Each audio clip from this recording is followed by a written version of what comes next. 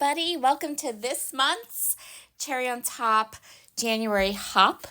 I am going to show you a technique that is supposed to make your paper look like linen. I've never done this technique before. This is my something new for today's hops, so let's see how it goes. I'm starting with 2 sheets of cardstock, or 2 sheets of paper that's 10 by 10. One of them is craft cardstock. It's pretty heavy cardstock. And then the one on top of it is pattern paper from Photo Play. And the reason I'm bulking them up is because I'm going to use a lot of glue on this layout, and I don't want it to warp the paper too much. So then I have tissue paper. This is just white tissue paper, and if you're starting out with used like crinkly tissue paper, I don't see why that would be a problem, because I'm going to smush it up pretty good. So I'm going to wrinkle it all up, open it up again, wrinkle it up again. You want it to be super duper wrinkly. Okay, that's an actual term, super duper wrinkly. And I'm going to go ahead and kind of flattening it out. Not really, just enough that I can get enough of it over the paper. I'm using big, huge sheets of tissue paper. This is like 18 by 24 because when you start to smush it up, it kind of, gets smaller. If you wait about 3 seconds here, you're going to see my Nuvo Deluxe adhesive glue bottle explode.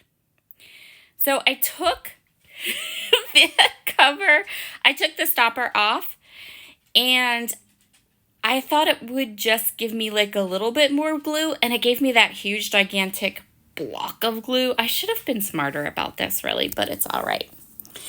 I need to coat this entire paper with glue.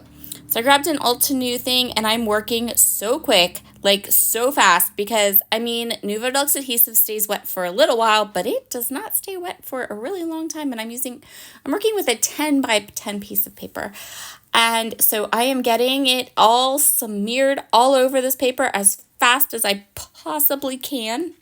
And then I'm going to go ahead and I'm going to place this tissue paper, smoothing it out as I go. I did use a brayer on it a little bit later, and that worked good too.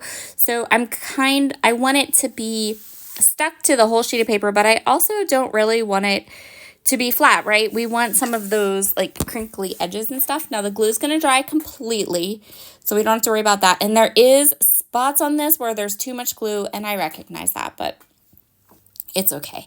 This is my older Nuvo Deluxe adhesive. I just bought a new one. This one is almost completely empty, and it's just not cooperating with me at all. It doesn't come out and doesn't come out and doesn't come out, and then it comes out in big globs. So it's a good thing I needed big globs for this particular technique. So I'm going to kind of pull it around to the other side, and then I'm going to let it sit and dry for a really long time because I used too much glue. Keep in mind, this is the first time I have ever done this. This is our hop theme for this month, is to try something new. So this is totally new. I have no clue.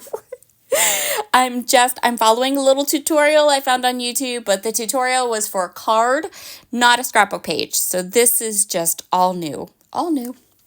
I'm kind of trimming up some of the tissue paper here, and then this is completely dry now. And at this point, I gotta say that, number 1, it doesn't look anything like the tutorial. Number 2, I'm not sure that I really like it at all. But all right, I'm gonna stick with it. But the next step is I'm gonna take a domed ink blending tool and my favorite Distress Oxide in Vintage Photo, and I'm going over the top of the whole thing. So the directions said like put a little ink here and there in certain spots, but I was like, you know what, I want this, all of it. I want it all inked. So I am going to ink it all up, and then I'm going to give it like an extra inking around the edge, and then it's going to look like this. Okay, now it's looking a little bit better, but now I want gold. So initially I was just going to splatter gold, and I'm like, you know what, forget this. I took that jar, dumped little bits, as you can see here, onto my glass mat. I'm using my finger, and I am adding areas of gold. I pretty much covered any part of this that I really didn't like in gold, because gold makes everything better. So now it's looking okay. Now I feel like I can scrapbook on top of this, and I can make this work. Now it's completely dry. It's not warped too bad either. It worked. It looks nice. I'm okay with this. I'm going to scrapbook the last photographs from this part of our vacation. If you have been watching my other projects for a cherry on top over the course of the month of December, I've already done 2 projects featuring this one winery trip, and this is the 3rd and last layout for this part of the trip of our vacation.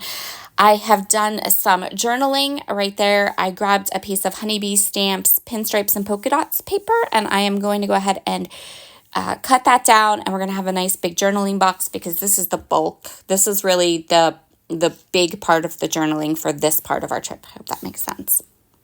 So I backed my background paper with some cardstock from my stash, because I feel like this paper in the Photoplay Vineyard collection is pretty thin, and I have this kind of big central part that I am going to put on top of it. I want to make sure that I have a nice stable layout, that this layout isn't going to be floppy or anything like that. So I did put some cardstock behind the pattern paper.